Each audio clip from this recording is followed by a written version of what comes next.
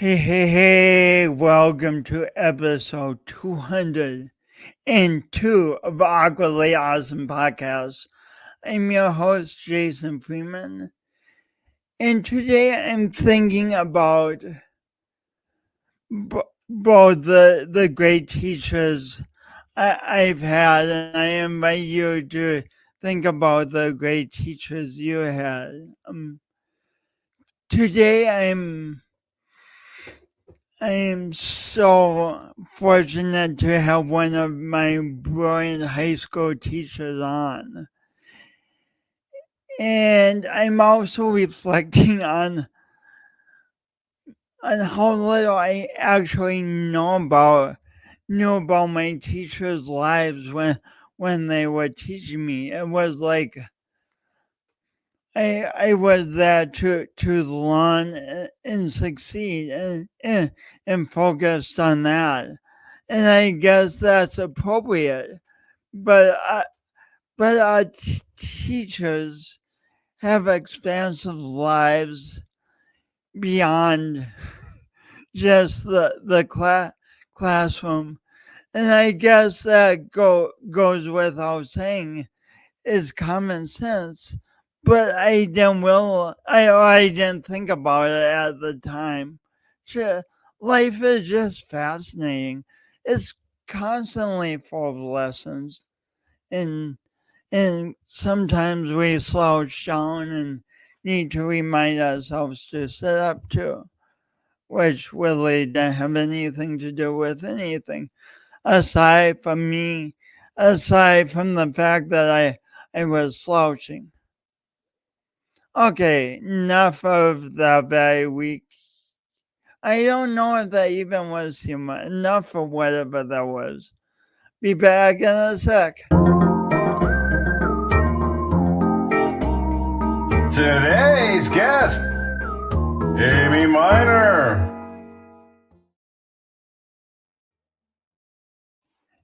Hey, welcome back to Awkwardly Awesome Podcast.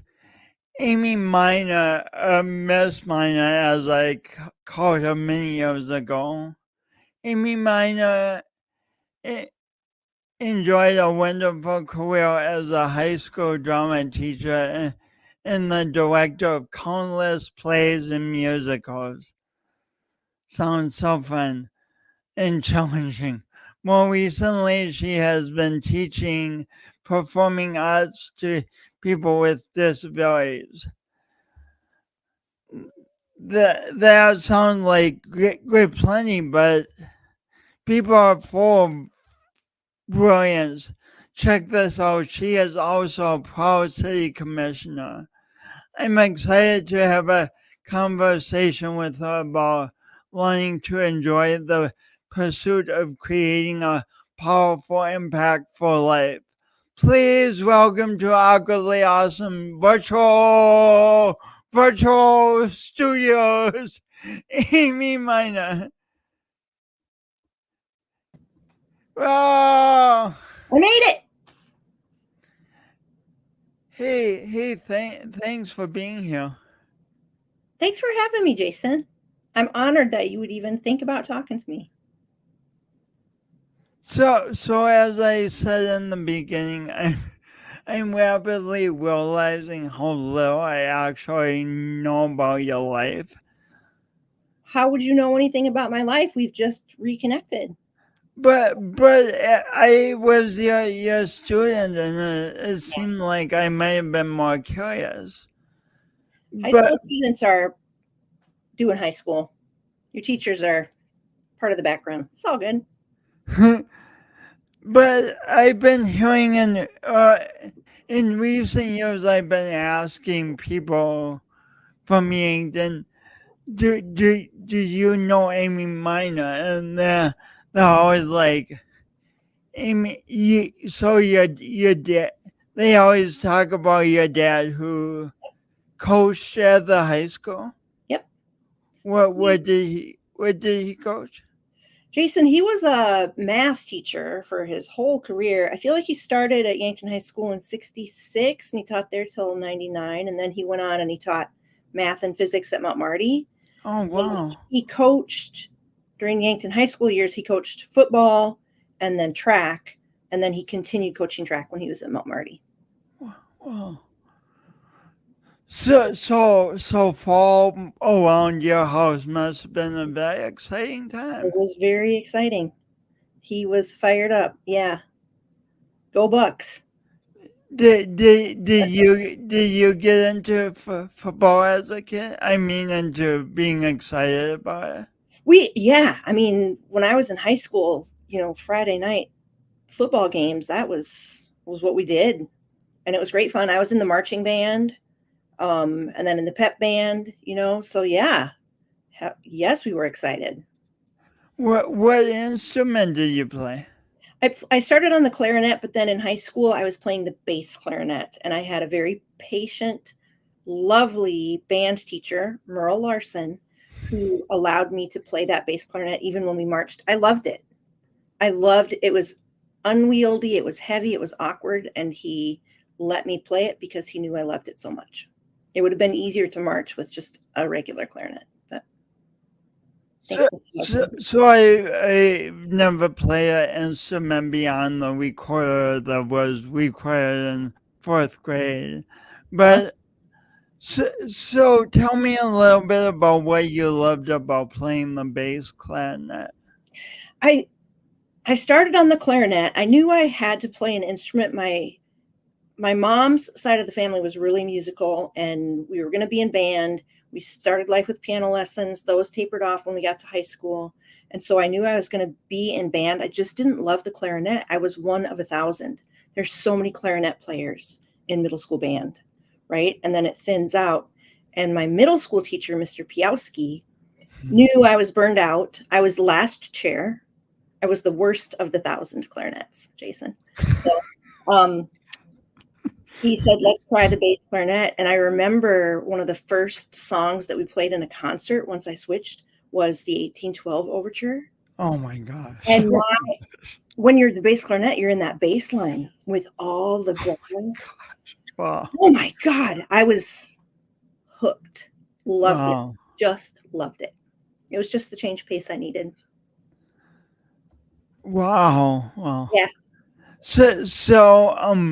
Yes, this is one of the things people would say when I would ask about Amy Minor, that her dad was a football coach. And then another thing they would say, which maybe I knew it when you were a teacher at O'Gorman. I mean, so I haven't said that yet. You taught me creative writing at O'Gorman. Yep. So maybe I knew this then, but maybe not. But you're a twin. I am a twin. I'm an identical twin. I am the oldest by 3 minutes. Oh, just by 3 minutes. Yep. So what does that being the elder by 3 minute twin? What privileges and obligations? How does that affect you? No privileges, all obligations, Jason. I think over the course of life, have taken on some of the older sibling traits, although we share those. We both take on responsibilities in various situations. But I know I used to try to lord it over her that I should get to stay up 3 minutes later. But, and then as we've aged, and like when we turned 50, she was teasing me relentlessly because I was doing that 3 minutes before her. We've had a lot of fun in our life. What? We've had a lot of fun being twins in our lifetime. I don't know what I'd do without her. What for people who don't have the experience of being twins? What has that experience been like for you? It's hard to describe, but every single thing that you've been through in your life, you've had a counterpart that also has a perspective. And so you can discuss absolutely anything. There really aren't many secrets, right? And so then when you go through exciting times, it's wonderful to have that additional perspective that maybe saw things that you didn't see. I know we lost our mom at the end of 2022, and I don't know how people without a twin manage that grief. She and I have been able to be each other's best listener, best cheerleader, best support through this grieving process. So, and we have all the same memories and just sometimes slightly different perspectives. So it's beautiful. I love it. It's a gift. It's one of the greatest gifts of my life to have it. Even though it was annoying and 3 minutes younger. So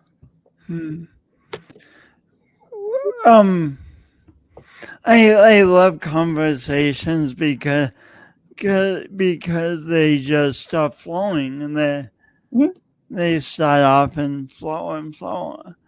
And so I hadn't anticipated the subject and I didn't know it would come up, but it's very important.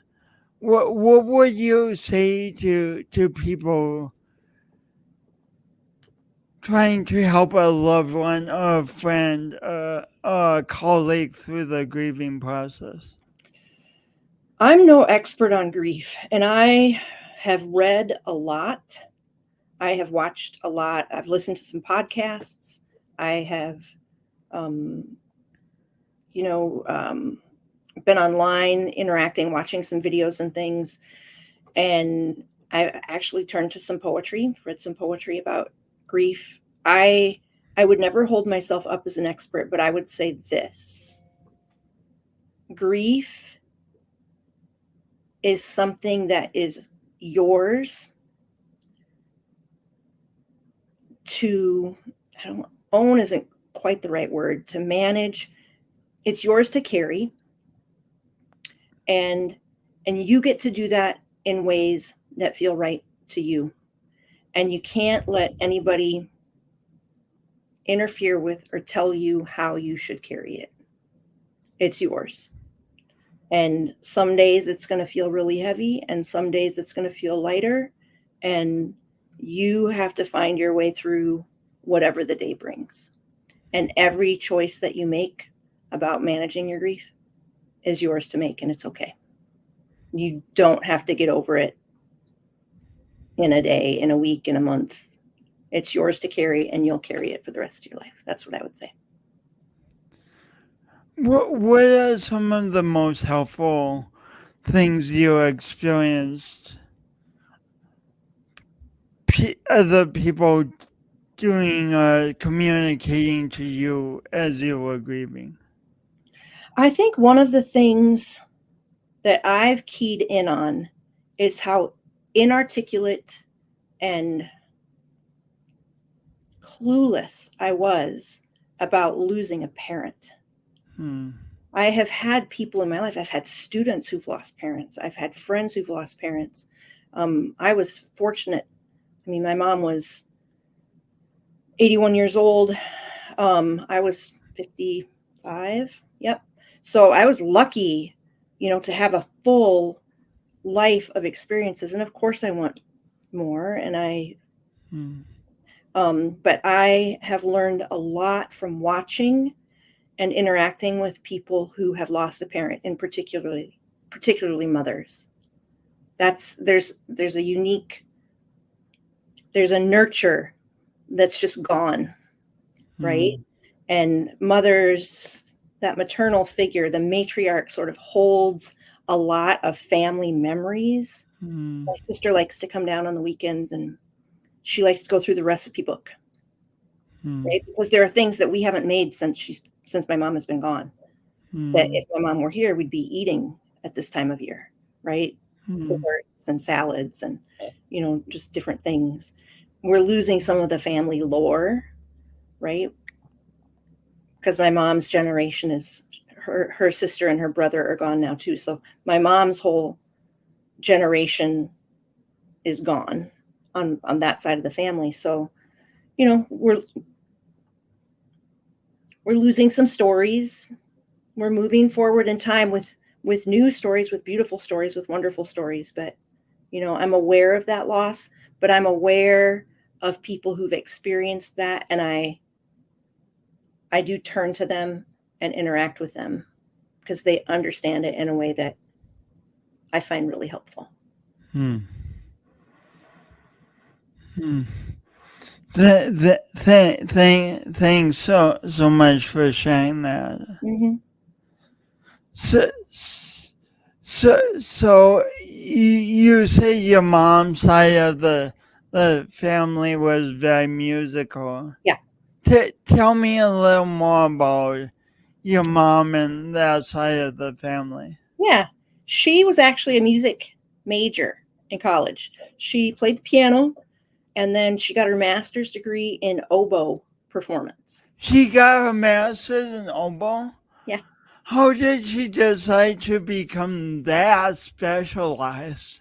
I'm not sure what led her to do the graduate degree in that. She wanted to pursue graduate studies, and I know she loved the oboe. My grandpa was a musician, and so grandpa raised my mom, and then Nancy was her sister, and then Tom was their brother. They all were musicians. They all played the piano, and Nancy played the bassoon. Tom played the trombone, but he raised them. He wanted them to be able to play in his bands. He was a Dixieland jazz artist, and he had a stellar career. He played with a group called the Schnickel-Fritzers The in the Schnickel.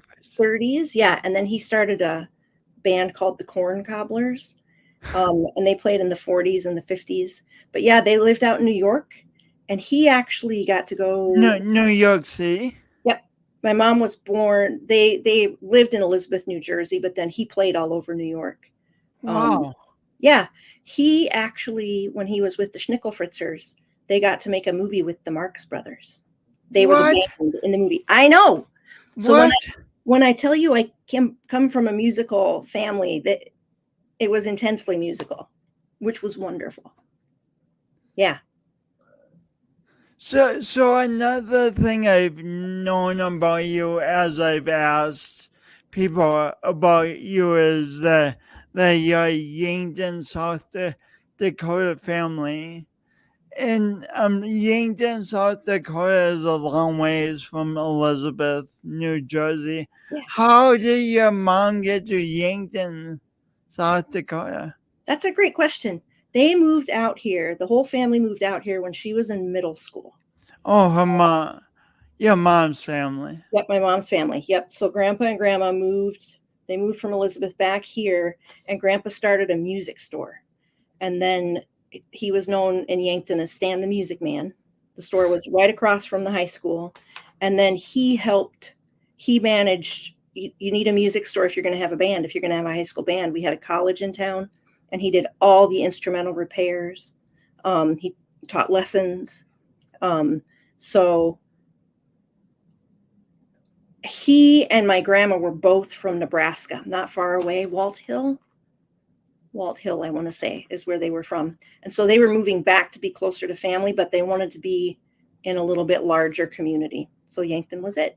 So they really adventured when they went out from Walt's Hill, whatever that is. Mm-hmm. It sounds very like it's not huge. I don't think it's very big. I don't think I've ever been. But they really adventured when they went from Walt's Hill to New York. Yep. In New Jersey. Yeah. Yep. But grandpa's band was getting more and more booked. They were getting more and more bookings and getting more and more play. And I think they believed the whole band was out in New Jersey for a number of years before grandpa moved back here and started his own band. I think he wanted to raise his family. I remember mom talking about, they moved back in the mid-50s. Yeah, because she graduated Yankton High School in 59. I remember her talking about how things were starting to heat up in the city in terms of there were racial tensions. Hmm. And I think my mom and aunt and uncle were very young in school, and I think grandpa sensed that there was going to be all kinds of noise, activities, things happening in public schools. And he wanted a smaller situation. He wanted them to have just a little bit smaller situation. So Yankton felt like a big town compared to Wald Hill, but it felt like a much smaller town compared to Elizabeth, New Jersey. So It's amazing to think of how some of our decisions were brought. Like your grandma and grandpa's decision to move back to Yankton has had a huge impact on your life and your family's life. It's yeah, just really interesting. yeah, yeah. And my dad was born and raised in Watertown, but mom, um, they got married in '63, and then my dad went to school out at Cornell. He went and studied astronomy, and I think he was studying chemistry too. I can't remember. Um, so they were out there for a couple of years, and my mom started teaching, and then they wanted to get back here and start a family.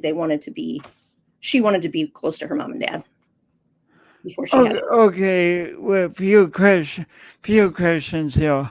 How did your parents meet? How did your parents meet?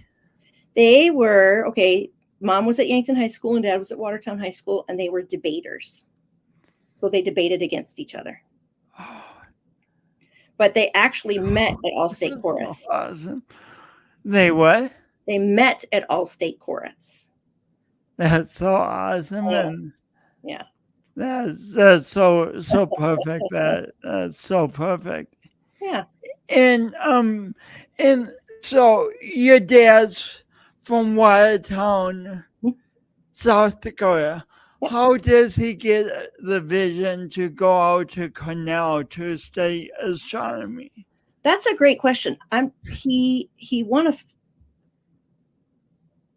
He had a scholarship to do it. I don't remember the name of the scholarship. That escapes me.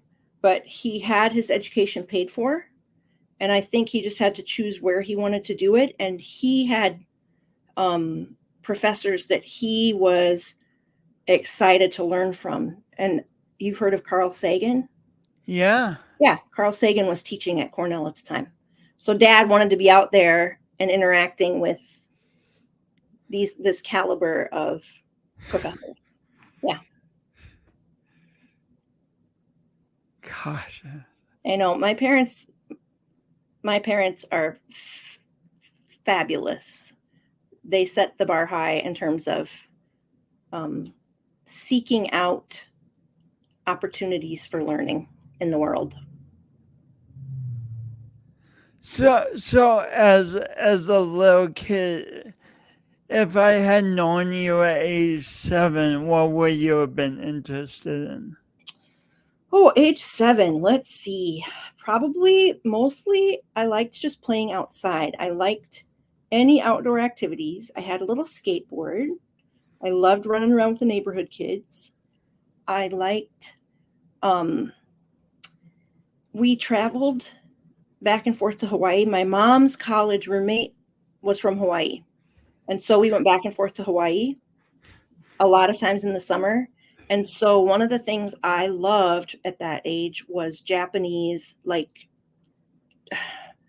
Transformer cartoon kinds of things, Zaboga and Kikaida, Kamen Rider V3. Is this They were kind these of Japanese superheroes. I loved them. is this kind of is this what you say it's anime or It something? would be similar. They're kind of like Transformers. They are like Zaboga was a motorcycle, but then he would change into a superhero. Wow. I know. I loved that stuff. I loved it. I loved Charlie's Angels. I loved, the $6 Million Man. I loved all those little adventure stories. So I was But playing outside you, and then coming inside and watching, adventures.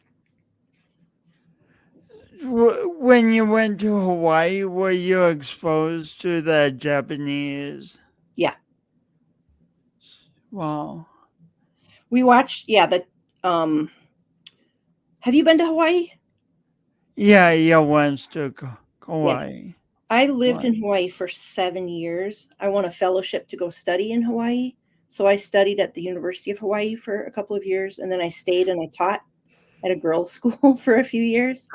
But that culture is a fabulous melting pot of, and Hawaii is sort of where Asian culture meets American culture, Mm, right? So mm, you can still access, Japanese food, Japanese television, Japanese fashion, as well as Chinese, Korean, mm. Filipino. It's a fabulous melting pot. In addition to being, an American state. So Wow. yeah, So if I had known you at age 7 and asked you what you wanted to be when you grew up, what would you have said? probably like a Charlie's Angel. Oh yeah. Oh yeah, that was cool. I mean, that would have been cool. So how did you get from wanting to be a Charlie's Angel, a cool Charlie's Angel at age 7, to to being my creative writing teacher? Whew, that's how am I going to sum up that journey? I don't know. I'd have to think about that. I think I don't know. At some point when I went to college and studied, uh, I started. I studied English. I immediately got into creative writing when I went to college. What drew you to creative writing?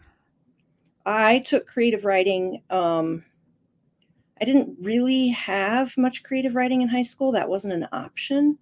I had lots of literature courses and I wrote some poetry. But so I started college in the fall of '84, and I had a fantastic creative writing teacher named Craig Volk, who was a playwright. And that took me right into the world of theater, and never really left. That was What what that was the hook. That's what brought me. That was the bridge that I had to cross to get to where I am now. what made Craig Volk such an amazing teacher for you? He was incredibly well read. He was extraordinarily patient, and you couldn't write anything wrong. Whatever you wrote, you presented, and then he would take it and give you all kinds of feedback. But he immediately, like one of the first things I did, I wrote a short monologue that could have been a play, and he was, I don't know, he took it from his class. I was in his creative writing class, and he took it and we made it an after curtain for one of the main stage productions, and he directed it. Craig directed it with one of my other theater professors starring in it. And to have that kind of support as a young writer, to say, oh my gosh, I just wrote that, and you think it has value and enough so that other people should see the work, was unbelievable to me. Wow. Yeah. Super supportive. That's what he was. I'm getting so many goosebumps because you're talking about this after curtain, which, and I assume that means it was performed after a play. Yep. That, I don't know. We did that at UH. So there'd be a main stage show and then about a half hour after the main stage show in the smaller theater, there would be a short 15, 20 minutes, 30-minute production that you could stay and watch if you wanted. But they So, were often student-led. so this is part of your Hawaii story, That was right? something, well, that was this, my experience with Craig Volk was when I was at school at USD. Oh, I thought you Undergrad. said UA. Yeah. I was thinking the last time I was in school, I was trying to think if that was something weird that we just did back in the 80s. But no, I was at UH from 2004 to 2007, and there was an after curtain. There were after curtain performances there too. So it wasn't. Okay, so you're at the University of South Dakota, and suddenly your work, the ideas, the images, the artistry that has come from your head, from your soul, you're suddenly watching it on stage. Yes, What's that experience like? it's indescribable. It's, I think it's what I love most about theater. And then I have a former student who I've been doing some screenwriting with. We can talk about that later. But these collaborative art forms where you put something down on the page and then other people take it and interpret and shape and sometimes go farther down a pathway than you could ever have imagined is a beautiful thing. It makes me feel really lucky and grateful. So you've said several amazing things about writing in the last few minutes. The first thing you said, that Craig, that when you handed something in, it was never wrong. It sounds like he would always find a way to uplift his students' writing. Yep. And unfortunately, that's not always what we're taught in English class. That's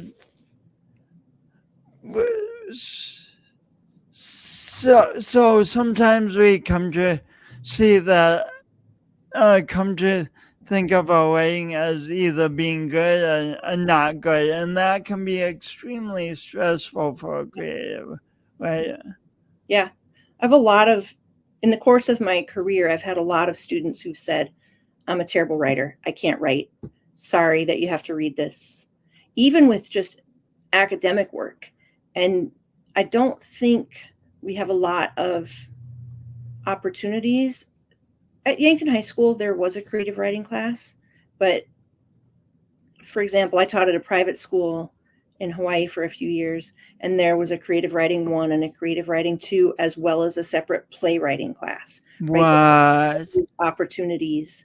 And that's really unusual to see that kind of investment for students to explore and find voice in ways that aren't, English 1, English 2, English 3.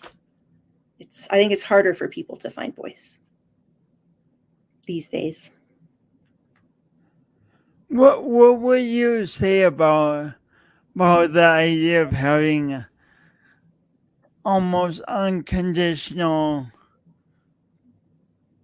positive regard for a piece of writing? I mean, of course, you're going to make suggestions, but Mhm. what does that positive regard give a creator? I think it's the key. I hope that as a teacher, I've carried on that legacy because that's the key that unlocks the voice, right? So Craig saw something in my writing and said, "Here, boom," and that opened up a whole new direction for me in my life. And I hope that as a teacher, when I've had those opportunities work with students who are earnestly putting, you wrote beautiful poetry when I was teaching you all many years ago.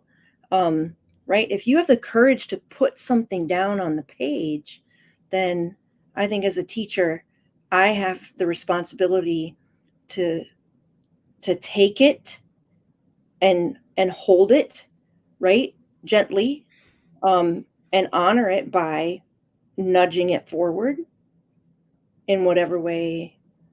If that means getting it into a little school publication, if that means, oh my gosh, you should give this poem to the person for whom you wrote it, if that means whatever that means, right?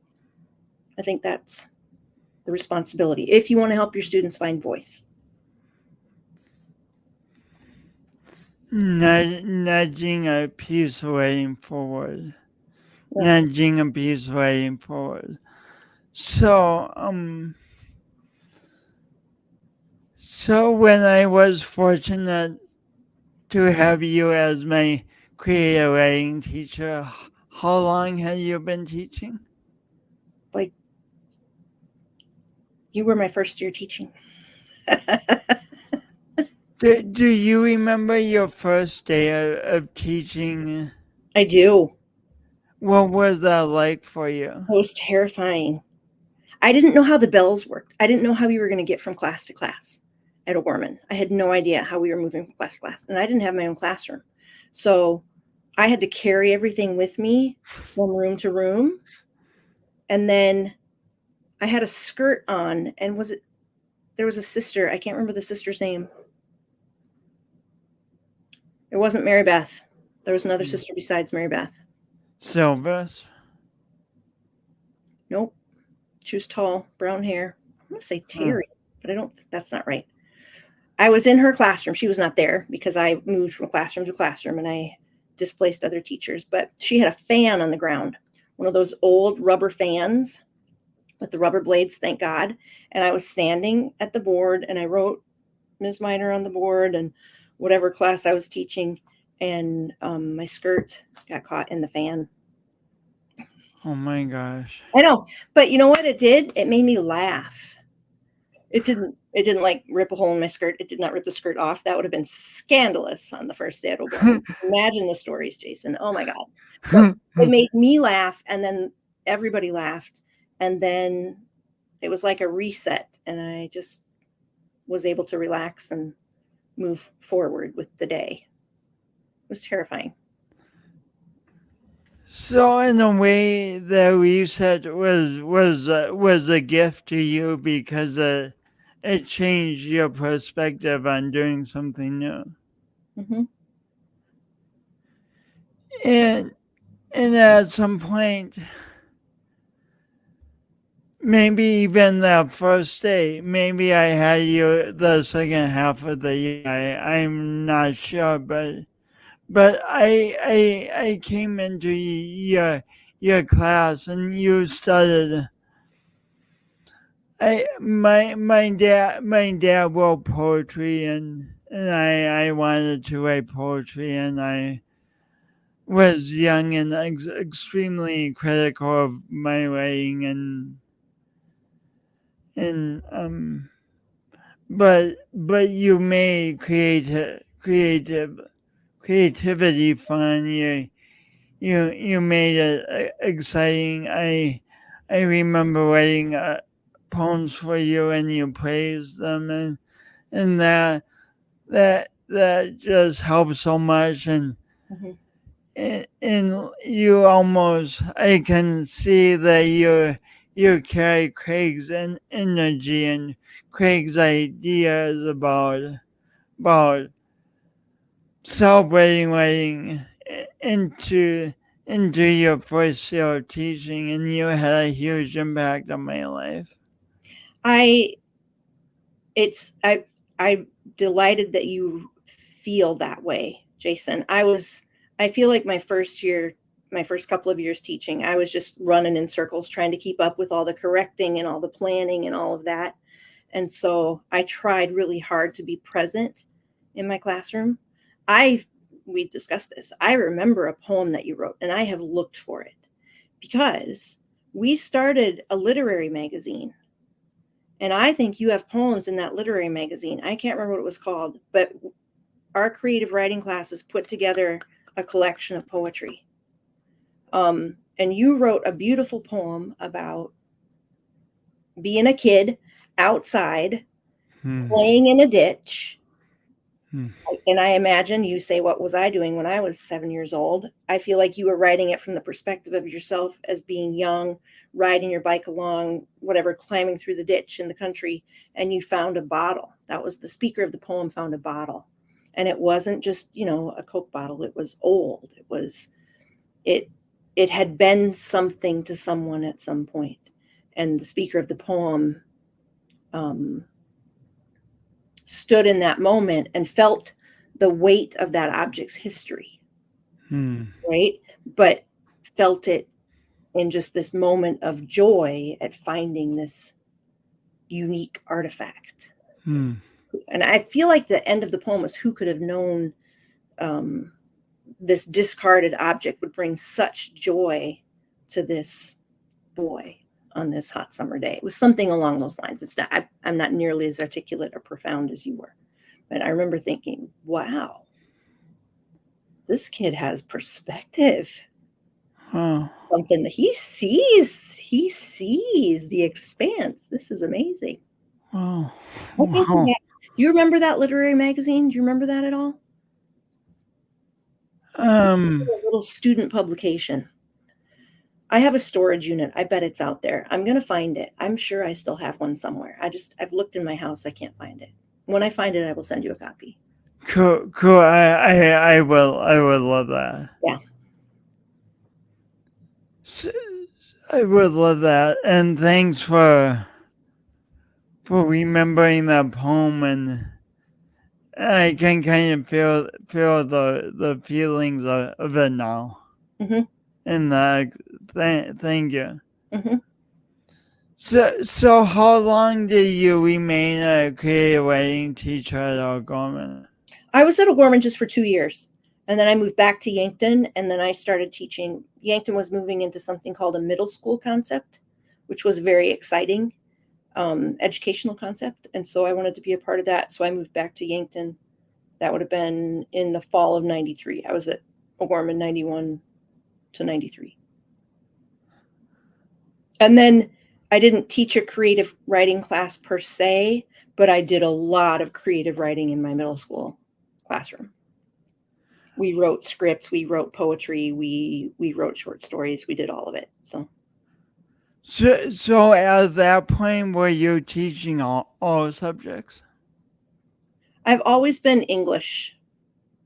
And then I've had drama on the side, or so like I would teach English and then direct the fall play or the spring musical or whatever. But then when I came back from Hawaii after my teaching experiences there, I was teaching at Yankton High School. I was teaching, it's called Intro to Dramatic Lit, but it was an intro to theater class. So I had a concentrated class of theater studies in addition to the extra stuff, which is really cool. So all along you taught English at Yankton too? English, yep.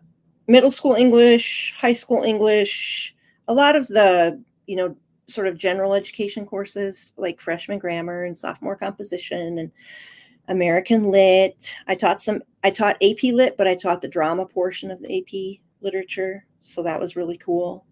I taught a lot of mythology, which I love. Wow. Right? Wow. That probably takes me back. That makes me feel the way I felt when I was a little kid watching some of those, like Transformer, right? You're in this whole new universe of possibility with mythology. So, yeah. So, what year did you graduate, O'Gorman? I graduated in '94. Okay. So you must have had me my sophomore or junior.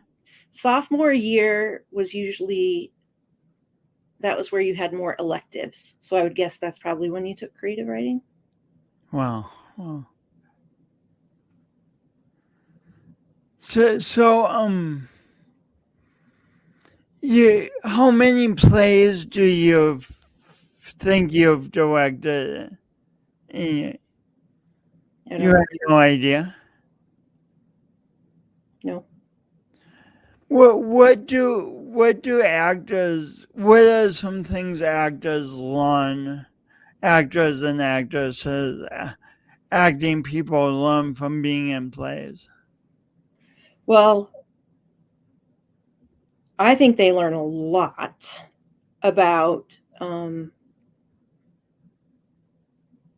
always when I talk to our team, our techies, our actors, our people who are building costumes and sets and things. When I talk to everybody at the beginning, I always try to use like the metaphor of a banquet or a feast, and everybody's bringing something to the table, right? And so you've got to, number one, make sure that what you're bringing is the best that you can bring. Mm. You bring your very best, whatever it is, and then we'll gather and we'll look and we'll celebrate. But it's a process of celebration, of seeing what we're capable of, and then outdoing ourselves at every turn, bringing the very best we can every step of the way. So So, it's a lot no. about figuring out how to be yourself, your authentic self, um, in a sea of chaos, right? So you're saying be your authentic self, but in like a play of musical, an actor is given a very exact role where they are someone else. Hmm. So how do you bring yourself to a role that's fundamentally someone else? So if you and I were playing, I don't know, who's a famous character? Hamlet. Okay. So if you and I were playing Hamlet, if we brought our life experiences and who we are into that role, our Hamlets would look really, really different, Hmm. right? So I think the key for actors as they build a character, as they create something authentic for the audience to experience, for the people on stage with them to experience, um, it's important to put all of themselves into that. It So takes it takes a lot of courage. let me make sure I understand. So even though you and I, as Hamlet, would say the exact same lines, Hmm. our Hamlets would look extremely different because we would have a different interpretation of those exact Exactly. words. Yeah. So like Hamlet's big speech, his most famous line is, "To be or not to be, that is the question. Whether 'tis nobler to survive the slings and arrows of misfortune, or I can't remember the exact lines, or whatever it is, to end them," right? And he's contemplating what it would mean to step out of existence, right? To take his own life. I would guess for a high school student to step into a line like that, it looks very different from the way I would approach that line and bring my own experiences to it. And I would guess you would have a depth in that particular area that I don't know, right? And that you would bring that nobody else could bring. Does that make sense? They'd be the same lines, but that's why I like watching different versions of movies, different stagings of plays, because the actors are always uncovering something new, finding a new depth that, and maybe it resonates differently with me now, um, because my own depth of experience is more than it was a day ago, a week ago, a year ago. I guess a real simple cliche pop culture example of what you're talking about is there's been so many different Batmans and different Mm-hmm. James Bonds Mm-hmm. and different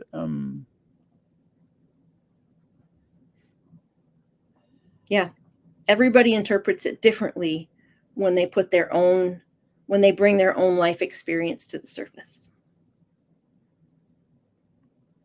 yeah, and yeah, and at different times have you done quite a bit of acting? I hate acting. I despise acting. I'm a terrible actor.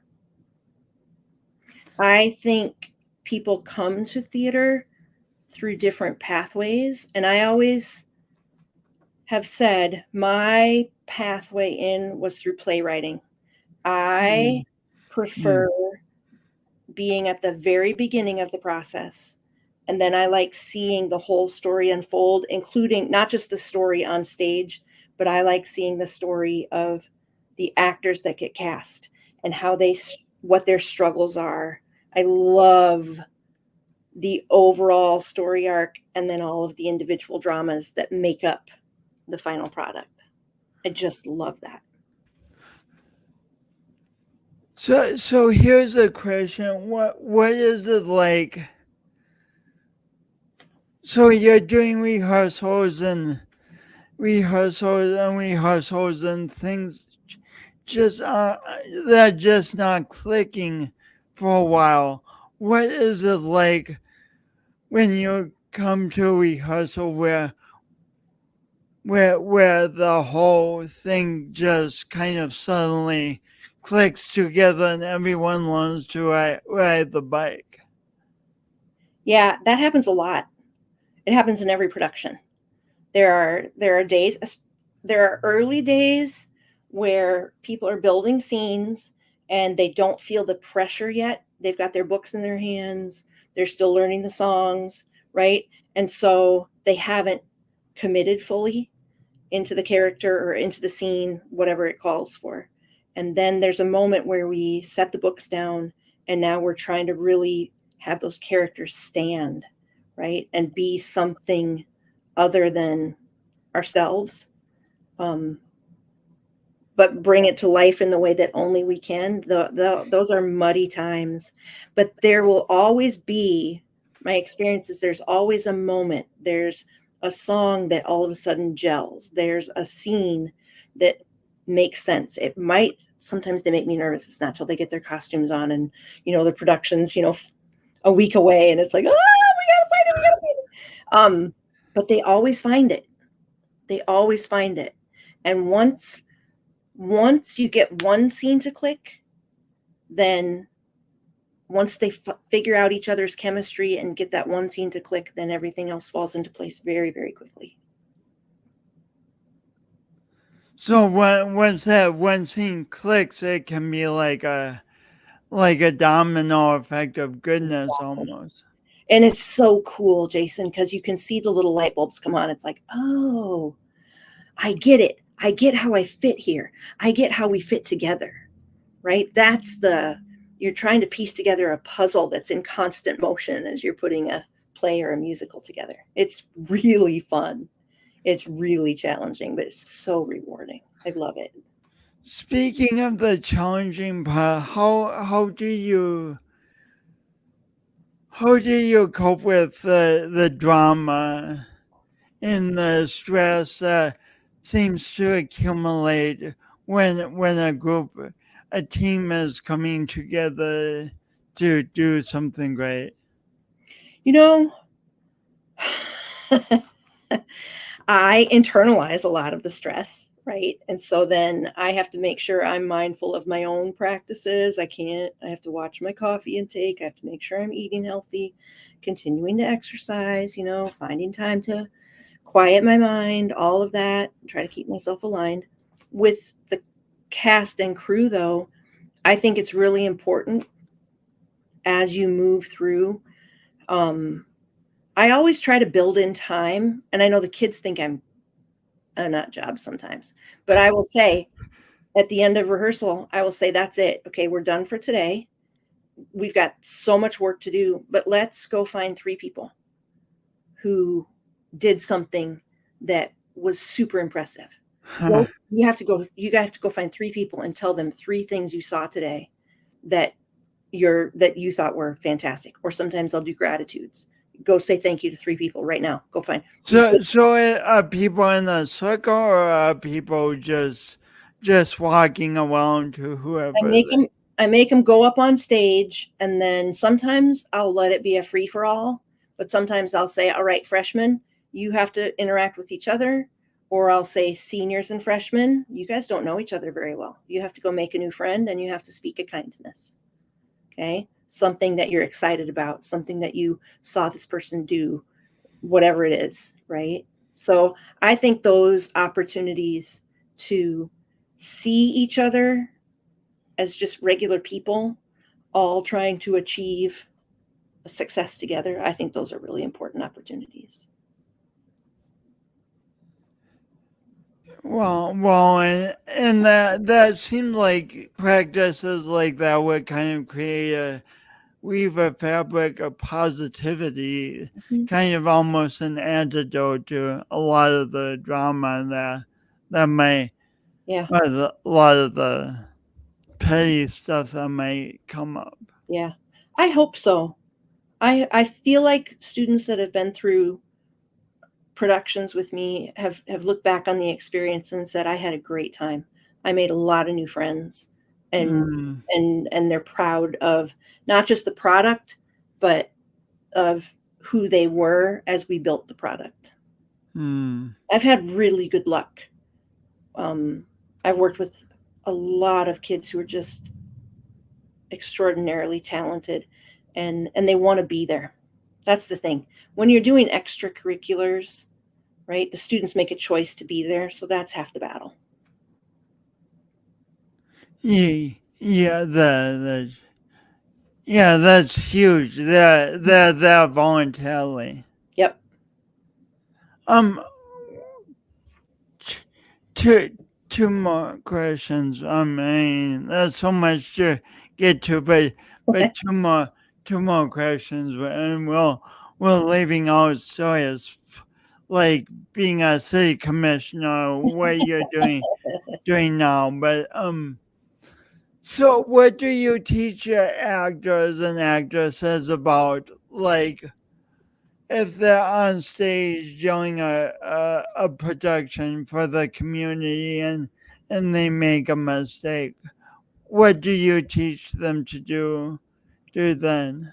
The most important thing, and I reinforce this all the time with my young actors, it is never about the mistake. You're always, any production you do, I don't care what level it is, you're going to be able to spot mistakes. Something's not going to go right. The question is, how do you respond to the mistake? Hmm. Right? Do you compound it? Do you make it worse? Do you say a swear word? Do you stomp off the stage? Do you step off stage and cry and freak out and then it goes into the whole cast? Or do you say, oh, there was one, and you keep going? Do you gather each other and lift each other up? Right? Or do you, oh, I hate this, I'm the worst, right? Do you bring it all, right? And we have to move, we're going to make mistakes, and we just have to move through them. It's going to happen. There you go. That was a good one. Let's go on. Yeah. Do you ever do you ever wonder how your students apply that teaching in the rest of their lives? It's a I, huge teaching. It's huge. it is huge. And I worry about our students. I feel like, Jason, I feel like in our current atmosphere, our educational atmosphere, there's so much attention paid to things like standardized testing, where there's one bubble to fill in, there's one right answer. And I feel like our students have become less willing in the last 8 to 10 years. I don't see them as willing to take as many risks as people did your age, my age, right? And so I worry that they need to learn that mistakes are not, that's a great learning opportunity. You make a mistake, you're going to learn something. It is not the end of the world. You're going to be smarter, better moving forward. Make the mistake. And bringing it back to creativity, what a great creative opportunity Yeah. to. Yep. It's all about the process. So so, so when a person has great creative writing teachers, they eventually write books. So, something I talk about in my book is the power of doing our imperfect best. And to me, doing my imperfect best means I have dreams and I have visions and I have plans and I go for them. But when I make mistakes, experience obstacles, instead of saying, "Oh, I guess I'm not cut out for that," I try to learn from all that and move forward. Hmm. What does doing your imperfect best mean to you, Amy Miner? Well, isn't that life? I mean, Mm. that's my whole life, right? You try your hardest. Some things are a disaster from the start, so you steer a different direction. Some things you can make progress and grow, right? Um, but I feel like I am perpetually doing my imperfect best. I'll give you this example. So I'm teaching at Ability Building Services in Yankton, and I'm teaching theater and musical theater and mythology and chorus. But I've also started a stop motion studio. So we're making little stop motion movies. Do you think I know what I'm doing? I found some stop motion software, a little app, and I am every day we are learning, and in every class we are. I have classes of about 3 or 4 people. It's a little small, very really fun, creative opportunity. But we make mistakes every day, and we learn, and we are growing, and we're in the process right now. We're making a longer movie this summer. I mean, it's going to end up being maybe 10 to 15 minutes. I'm used to making things that are about 45 seconds to a minute long. But you know stop motion, right? You take a series of pictures and then you put it into an animation. It's so fun. But gosh, that I am functioning at my imperfect best because I have such high hopes every day, and then every day I have to stop and say, "Oh, that didn't go right. Oops, I bumped the camera." Oh my So, gosh, what are we gonna do? so to appreciate the story, who are your students at Ability Building Services? Ability Building Services is uh, an organization in our community that works. It exists. I work as part of DayHab services, but we provide services. Opportunities for enriched lives is our slogan motto for people with a variety of disabilities and the adults with disabilities. I love that you're working that and doing this because for so long there's been kind of this concept that we don't need to necessarily challenge people with disabilities to live the forced lives that we that somehow sometimes we can just get by with entertaining them and keeping them reasonably happy, Mhm. but I mean that's wonderful, and what you're doing is expanding Mhm. how we view the opportunities we give a whole group of people, and Mhm. you're saying yes. Yep. Yes, this wonderful group of people does the challenging opportunities that where they can rise to the occasion and do things they never thought they could. Yeah. No, it's Does that beautiful. make sense? Or Yeah, no, what? it totally makes sense. Yeah, I think, as adults, we don't have enough opportunities just in general to get out in the world and be creative unless you seek out. If you say, "Oh, I'm gonna go be in the community theater," right? Or I'm going to, participate in with this group or whatever it is. I think as adults, we let creativity go. So I love that I have found a home at ABS that allows me to encourage so many creative opportunities with people who are so creative. We're all naturally creative, right? But this is really a unique and joyful experience. I'm having a blast. Oh, well, well. And I would love to talk with you for another 3 hours, but the structure of the show is only 1 hour. Yeah. So thank you so much for being my teacher, Miss Minor, and thank you, Amy Minor, for being my podcast guest.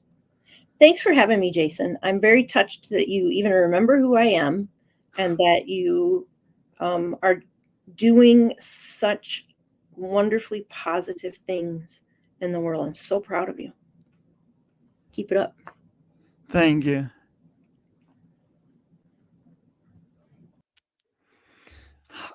Um, Amy's question at the end was so profound. How do we keep seeking out as adults? How do we keep seeking out opportunities to be creative?